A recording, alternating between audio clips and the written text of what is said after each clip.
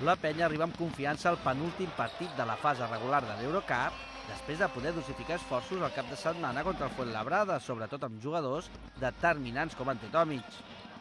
Un dels que també estan cridats a ser protagonistes davant del Reyer Venècia és el base Guillem Vives, que haurà de jugar molts minuts a conseqüència de les molèsties físiques que arrossega Andrés Feliz.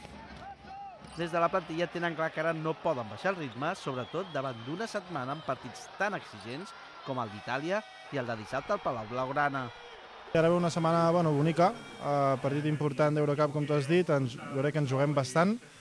Ens comencem a jugar coses importants de cara al futur i tenim que fer una bona setmana si volem tenir les coses més fàcils al futur. Ningún partido es fácil, todos los equipos son buenos, pero sí, es muy difícil primero en Venecia, ellos tienen que ganar para quedar en el top de nuestro grupo, Venecia, y nosotros también para si podemos ser primeros si promete y pierden. Luego tenemos derbi contra Barça y todos tenemos muchas ganas para el derbi, pero primero tenemos que pensar en Venecia. Els verd i negres no estaran sols a Venècia perquè l'atracció del destí en si i la il·lusió que ha despertat l'equip ha fet que hi hagi mig centenar d'aficionats de la penya que s'han desplaçat per viure aquest enfrontament.